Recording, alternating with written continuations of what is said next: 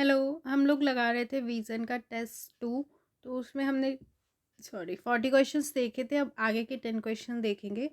आप भी मेरे साथ, अगर आप नेक्स्ट एग्ज़ाम दे रहे हैं तो ज़रूर टेस्ट लगाइए। जब मैं क्वेश्चन बोलती हूँ तो आप इनका आंसर, आपको जो भी लग रहा है, पॉज करके एक बार अपना कॉपी में आंसर ABCD लिख लीजिए। फिर राइट आंसर है तो उसको टिक कर दीजिए, रॉन्ग है तो रॉन्ग कर दीजिए। लास्ट में आप ज़रूर देखिए कि आपके कितने सही हैं। और लगवाने का फ़ायदा ये होता है कि खुद से इतना ध्यान से हम नहीं लगा पाते हैं कि क्या गलत हो रहा है क्या, लेकिन कोई दूसरा बताता है तो आप अच्छे से लगा लेते हैं। तो ये फ़ायदा है। इसलिए हम आज फिर से आगे के 10 क्वेश्चन देखेंगे। तो देखिए 41 है क्वेश्चन। नगर निगमों के संदर्भ में निम्नलिखित कथनों पर विचार कीजिए। एक, राज्यों में इनकी स्थापना संबंधित राज्य विधानमंडलों के एक अधिनियम द्वारा की जाती है। दूसरा, महापौर निगम का मुख्य कार्यकारी अधिकारी होता है। उपयुक्त कथनों में से कौन सा ऐसे सही है? केवल एक, केवल दो, एक और दो, दोनों, ना तो एक ना तो दो। तो बताइए क्या है इसका आंसर। तो क्वेश्चन 41 का आंसर हमारा ए है, यानी कथन एक सही था, दूसरा नहीं। देखिए, नगर निगम का निर्माण बड़े शहरों में होता है, जैसे दिल्ली, मुंबई, कोलकाता, हैदराबाद, बेंगलुरु और तथा अन्य शहरों में के लिए किया जाता है। बड़े शहरों में होता है नगर निगम। ये राज्यों से संबंधित राज्य विधानमंडल के एक अधिनियम द्वारा और संघ राज्य क्षेत्रों में भारत की संसद के अधिनियम द्वारा स्थापित किए जाते हैं। ठीक है, तो एक अधिनियम द्वारा स्थापित किए जाते हैं। एक राज्य में सभी नगर निगमों के लिए एक समान अधिनियम हो सकता है, या प्रत्येक नगर निगम के लिए पृथक अधिनियम भी हो सकता है। इसलिए कथन एक सही है। नगर निगम में 3 प्राधिकरण होते हैं, अर्थात परिषद होती है, स्थायी समितियां होती हैं और आयुक्त होते हैं। ठीक है। परिषद का प्रमुख महापौर मेयर होता है। परिषद का प्रमुख मेयर होता है, ये याद रखिए। इसकी सहायता के लिए एक उप महापौर डिप्टी मेयर होता है। अधिकांश राज्यों में इसका निर्वाचन 1 वर्ष के नवीनीकरणीय कार्यकाल के लिए होता है। वास्तव में वह एक अलंकारित व्यक्ति होता है और नगर निगम का औपचारिक प्रमुख होता है। ठीक है, औपचारिक प्रमुख होता है। उसका मुख्य कार्य परिषद की बैठकों की अध्यक्षता करना है। ठीक है, परिषद की बैठकों की वो अध्यक्षता करता है। नगर निगम आयुक्त परिषद और उसकी स्थायी समितियों द्वारा लिए गए निर्णयों के कार्यान्वयन के लिए उत्तरदायी होता है। इस प्रकार एक नगरपालिका का मुख्य कार्यकारी अधिकारी होता है। नगर निगम आयुक्त होता है, वो नगरपालिका का क्या है, मुख्य कार्यकारी अधिकारी होता है। वह राज्य सरकार द्वारा नियुक्त किया जाता है और साधारणतः भारतीय प्रशासनिक सेवा समूह का एक सदस्य होता है। इसलिए कथन 2 सही नहीं था।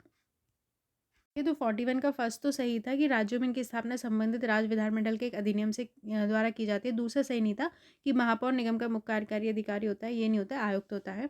ठीक है, अब देखते हैं क्वेश्चन 42। प्रमुख गैर नाटो सहयोगी दर्जे के संदर्भ में निम्नलिखित कथनों पर विचार कीजिए। एक है, यूरोपीय संघ द्वारा प्रदान किया गया एक पदनाम है।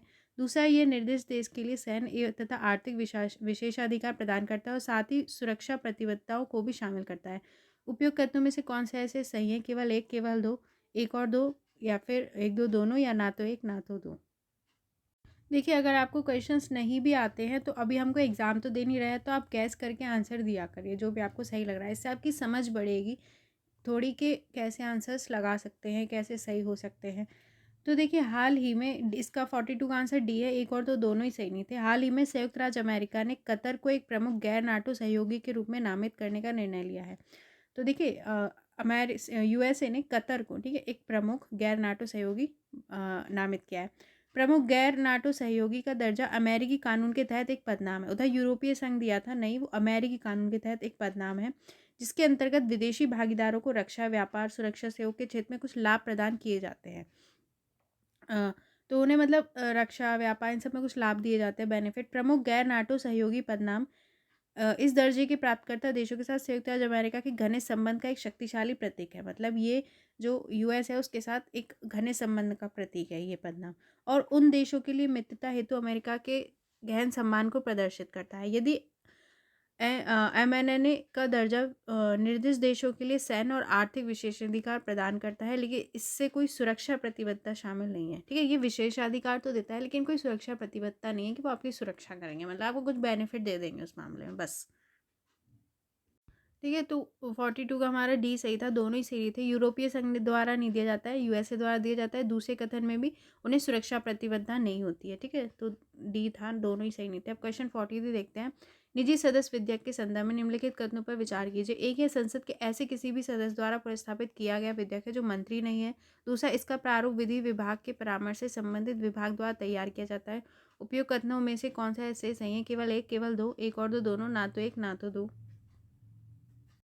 तो 43 का ए सही है, मतलब कथन एक सही है, दूसरा सही नहीं है। मैं आपको एक बात बताना चाहती हूँ, जब आप क्वेश्चन पढ़ते हैं तो उसे बहुत ध्यान से पढ़िए और अपने हर डायमेंशन से उसे सोचने की कोशिश करिए कि क्या ऐसा हो सकता है, कैसा, मतलब थोड़ा अपनी सोचने की क्षमता बढ़ाइए हमेशा। देखिए एग्जैक्ट फैक्ट वाइज क्वेश्चन तो आपको पता है नहीं आते, कॉन्सेप्ट वाइज ज़्यादा आते हैं, तो हमें सोचना पड़ता है कि ये चीज़ सही हो सकती है नहीं हो सकती। जब आप कई डायमेंशन से सोचेंगे तो हो सकता है आपको उसके आंसर्स समझ में आ जाएँ, आपने थोड़ा बहुत पढ़ रखा होगा तब, ठीक है। तो मेरा कहने का मतलब है कि थोड़ा सा खुद से उस पर सोचा करिए क्वेश्चन को पढ़ के। तो 43 का ए सही है। संसद का प्रत्येक सदस्य जो मंत्री नहीं है निजी सदस्य कहलाता है। देखिए संसद का जो सदस्य है जो मंत्री नहीं होते हैं वो उस निजी सदस्य कहलाते हैं। यहाँ तक कि सत्ताधारी दल का कोई सदस्य कोई संसद सदस्य जो मंत्री नहीं एक निजी सदस्य हो सकता है। तो मतलब अगर कोई सत्ताधारी दल है उसका भी कोई संसद सदस्य है जो मंत्री नहीं है तो वो निजी सदस्य होगा, इसलिए कथन एक सही है। एक सदस्य जो किसी विधेयक को पुनर्स्थापित करना चाहता है उसे उसकी पूर्व सूचना देनी होती है। किसी विधेयक को पुनर्स्थापित करने के लिए नोटिस की अवधि 1 माह है, ठीक है। तो उन्हें पहले 1 महीने पहले उन्हें नोटिस देना होता है। इसका प्रारूप तैयार करने की जिम्मेदारी संबंधित व्यक्ति की होती है, ठीक है, संबंधित सदस्य की होती है। ऑब्वियसली तभी मैंने आपको कहा था सोचिए उसमें जो लिखा था ऐसा नहीं है। अब निजी एक तरीके से याद रखिए कि वो उनके द्वारा है तो उन्हीं की जिम्मेदारी होगी ना। तो मेरा कहने का मतलब है अगर आप एक क्वेश्चन पढ़ेंगे तो आपको लगेगा कि निजी सदस्य विधेयक, अगर आपने थोड़ा पढ़ रखा है तो निजी सदस्य विधेयक से समझ में आ रहा होगा कि मंत्री द्वारा नहीं उसके सदस्य द्वारा लाया जाता होगा, ठीक है। पहला हमें सही लग रहा है। इसका प्रारूप विधि विभाग के परामर्श से संबंधित विभाग द्वारा तैयार किया जाता है। अब जब उनका निजी है तो वही तो लाएंगे, मतलब विधि विभाग को थोड़ा सा मतलब समझने की कोशिश करेंगे। मेरा कहने का मतलब नहीं है कि आप हमेशा सही होंगे, लेकिन थोड़ा सा सोचने की कोशिश करिए, इससे आपकी सोचने की क्षमता भी बढ़ेगी जो ज़रूरी है आंसर्स देने के लिए। इसलिए दूसरा गलत था, केवल ए आंसर था। अब देखते हैं क्वेश्चन 44। निम्नलिखित कथनों पर विचार कीजिए। एक, किसी सदस्य को राज्यसभा के लिए कितनी भी बार नाम निर्देशित किया जा सकता है। दूसरा, राज्यसभा का सामान्य कार्यकाल 1 माह में 6 वर्ष होता है। उपयुक्त कथनों में से कौन सा ऐसे सही है? केवल एक, केवल दो, एक और दो, दोनों, ना तो एक ना तो दो। ऑब्वियसली 44 का हमारा ए सही है, जिसमें कथन एक सही है दूसरा सही नहीं है। देखिए राज्यसभा के सेवानिवृत्त सदस्य कितनी भी बार पुनः निर्वाचन या पुनः नाम निर्देशन के लिए पात्र होते हैं। आप सभी जानते हैं कि मतलब जैसे आप देखेंगे लोकसभा का एग्जाम्पल ले लो कि लोग बार बार भी बन जाते हैं ना मंत्री मंत्री, तो इसी से आप थोड़ा सा दिमाग लगा सकते हैं कि कितनी भी बार वो पुनः निर्वाचन या पुनः नाम निर्देशित हो सकते हैं। राज्यसभा एक स्थायी सदन है और विघटन के अधीन नहीं है, मतलब अगर आपने पढ़ा हो तो एक स्थायी सदन है और विघटन के अधीन नहीं है, तो दूसरा कथन तो वैसे ही गलत था। एक तो 44 का हमारा ए सही था, दूसरा गलत था। 6 वर्ष तो नहीं होता है, स्थायी सदन है राज्यसभा। अब क्वेश्चन देखिए, ये सारी चीज़ें ना मैं अभी पढ़ा भी नहीं हूँ पॉलिटी में, तो आप वीडियोस देखिए तो आपको और अच्छे से क्लियर हो जाएगा अगर आपको नहीं आता है। तो क्वेश्चन 45 देखते हैं। भारतीय न्यायपालिका के संदर्भ में निम्नलिखित कथनों पर विचार कीजिए। एक, उच्चतम न्यायालय के न्यायाधीश के लिए शपथ और प्रतिज्ञान का वर्णन भारतीय संविधान की दूसरी अनुसूची के अंतर्गत किया गया है। दूसरा, भारत के उच्चतम न्यायालय के किसी भी सेवानिवृत्त न्यायाधीश को भारत के राष्ट्रपति की पूर्व सहमति से भारत के मुख्य न्यायाधीश द्वारा उच्चतम न्यायालय के न्यायाधीश के रूप में बैठने और कार्य करने के लिए वापस बुलाया जा सकता है। उपयोग कथनों में से कौन सा ऐसे सही है? केवल एक, केवल दो, एक और दो, दोनों, ना तो एक ना तो दो। तो दीजिए इसका आंसर। तो क्वेश्चन 45 का हमारा बी सही है, यानी कथन एक सही नहीं था दूसरा सही था। तो उच्चतम न्यायालय के न्यायाधीशों के लिए शपथ और प्रतिज्ञान के प्रारूप को तीसरी अनुसूची में शामिल किया है, नॉट दूसरी, तीसरी अनुसूची में शपथ दी है। और आर्टिकल 128, भारत का मुख्य न्यायाधीश किसी भी समय राष्ट्रपति की पूर्व सहमति से किसी व्यक्ति से जो उच्चतम न्यायालय, फेडरल न्यायालय के न्यायाधीश का पद धारण कर चुका है या उच्च न्यायालय के न्यायाधीश का पद धारण कर चुका है और उच्चतम न्यायालय के न्यायाधीश के रूप में नियुक्त होने के लिए सम्यक रूप से अहिर्त है, उच्चतम न्यायालय के न्यायाधीश के रूप में बैठने और कार्य करने का अनुरोध कर सकता है। तो कथन दूसरा हमारा इसमें सही था, ठीक है। तो 45 का बी सही था। पहला कि दूसरी अनुसूची में है वो नहीं था, तीसरी में है शपथ। दूसरा सही था कि देखिए भारत के उच्चतम न्यायालय के किसी भी मतलब अगर कोई जज सेवानिवृत्त हो चुका है तो वो भारत के जो राष्ट्रपति हैं उनकी पूर्व सहमति से भारत के मुख्य न्यायाधीश जो मुख्य न्यायाधीश है उनके द्वारा उच्चतम न्यायालय में न्यायाधीश के रूप में बैठने और कार्य करने के लिए वापस बुलाया जा सकता है। ये बात सही है, ठीक। तो बी सही था। अब 46 देखते हैं। श्रीमान XYZ उच्चतम न्यायालय का न्यायाधीश बनना चाहते हैं। उच्चतम न्यायालय के न्यायाधीश बनने के लिए न्यूनतम आयु अर्हता क्या है? 35 वर्ष, 40 वर्ष, 21 वर्ष। संविधान में कोई न्यूनतम आयु निर्धारित नहीं की गई है, बताइए इसका आंसर। देखिए 46 का डी आंसर है। कोई मतलब एज वेज नहीं बताई गई है संविधान में। भारत का संविधान उच्चतम न्यायालय के न्यायाधीश पद के लिए निम्नलिखित शर्तें निर्धारित करता है। तो भारत का जो संविधान है वो सुप्रीम जो कोर्ट है उसके न्यायाधीश पद के लिए कुछ शर्तें बताता है। उसे भारत का नागरिक होना चाहिए अगर उसे जज बनना है तो। उसे किसी उच्च न्यायालय या ऐसे 2 या अन्य अधिक न्यायालय तक लगातार कम से कम 5 वर्ष के लिए न्यायाधीश होना चाहिए, ठीक है? उसे हाई कोर्ट में या किसी दूसरे उसमें कम से कम 5 वर्ष के लिए उसे जज होना चाहिए। उसे किसी उच्च न्यायालय या 2 या अधिक न्यायालय का लगातार कम से कम 10 वर्ष के लिए अधिवक्ता होना चाहिए। 10 वर्ष के लिए उसे एडवोकेट होना चाहिए। राष्ट्रपति की राय में पारंगत विधिवेत्ता होना चाहिए।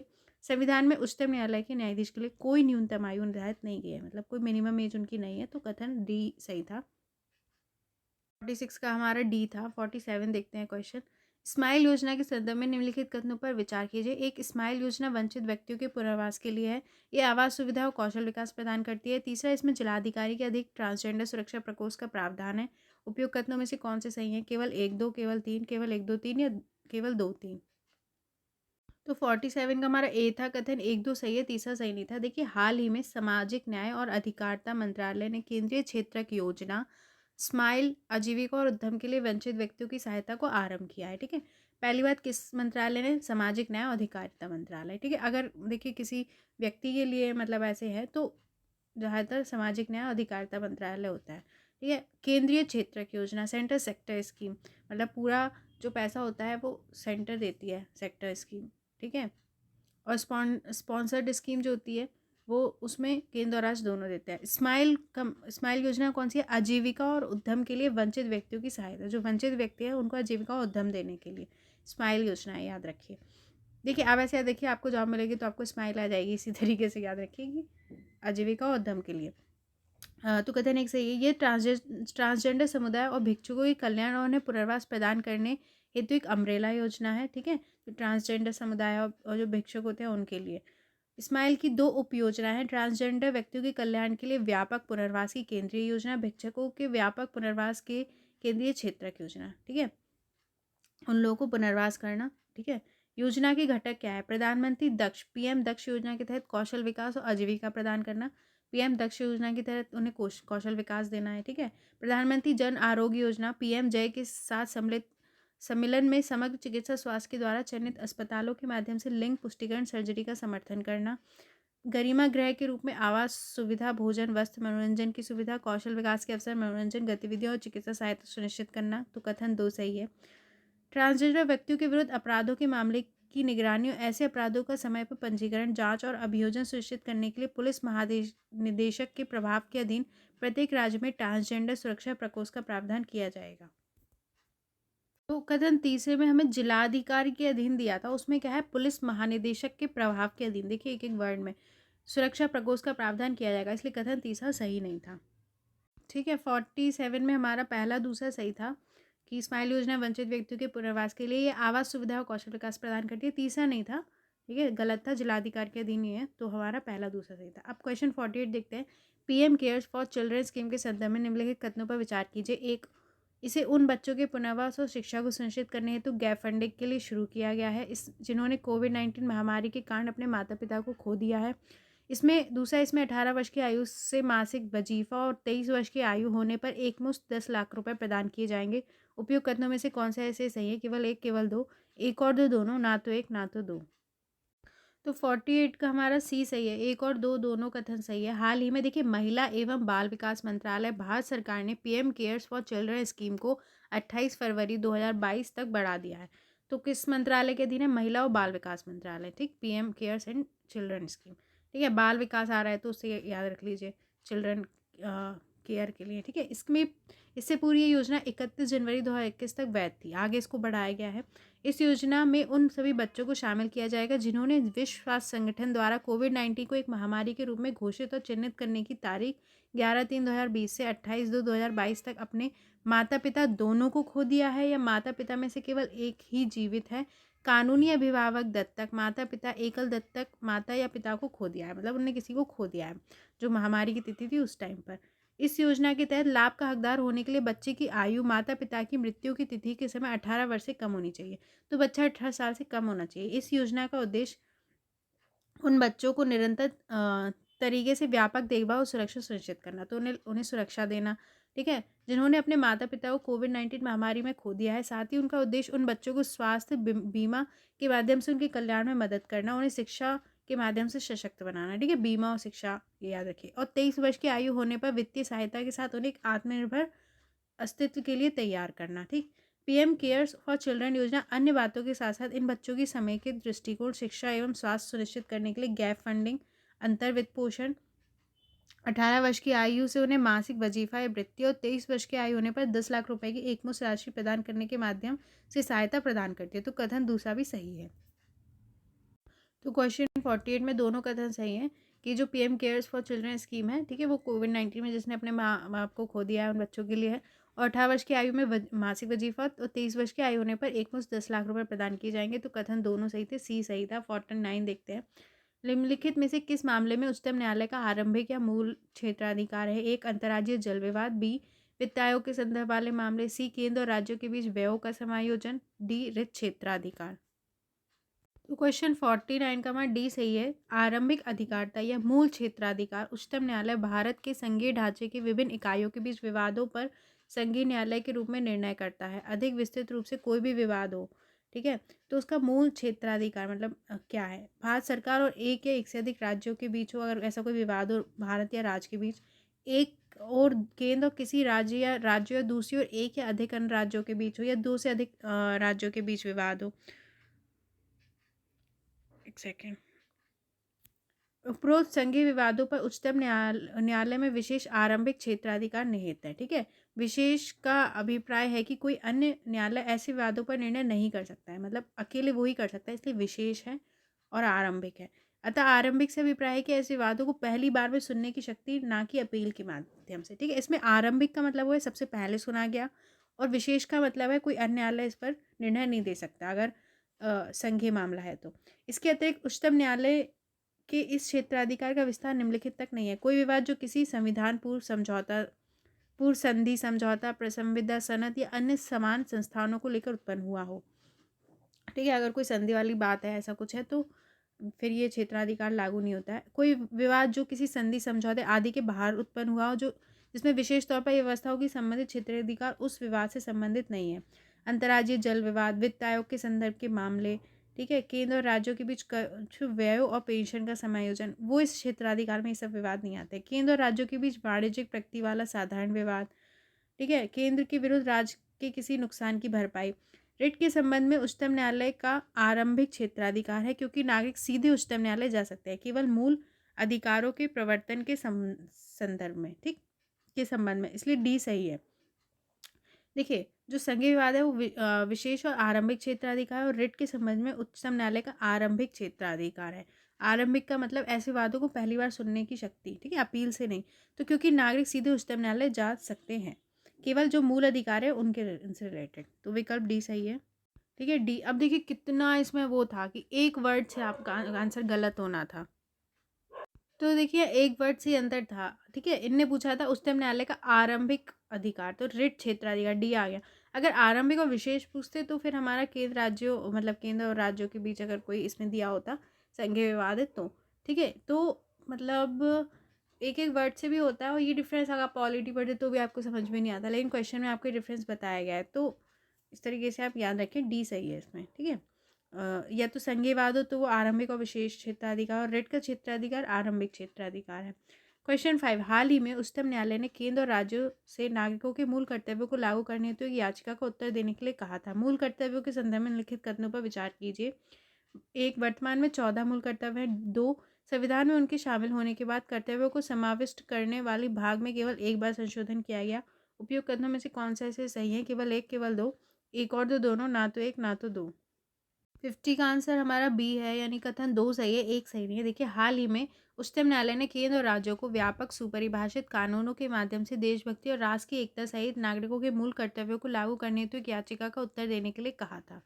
मूल कर्तव्यों को 42वें संविधान संशोधन अधिनियम 1976 द्वारा संविधान के भाग 4A में शामिल किया गया, ठीक है। 42वें संविधान संशोधन से मूल कर्तव्य जोड़ेगा, याद रखिए। इन्हें अनुच्छेद 51 क्लॉज ए में 11 मूल कर्तव्यों का वर्णन किया गया, उसमें 14 बोला था, 11 मूल कर्तव्य हैं।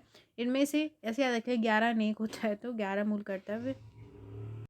वॉइस की बहुत डिस्टर्बेंस हो जाते हैं बार बार, ठीक है। इसमें से 10 कर्तव्यों को 42वें संविधान संशोधन अधिनियम 1942 द्वारा जोड़ा गया था तथा 11वें मूल कर्तव्य को 86th संविधान संशोधन अधिनियम 2002 द्वारा शामिल किया गया था। ठीक है, एक सेकेंड, यहाँ पे कुछ थोड़ा सा रॉन्ग है।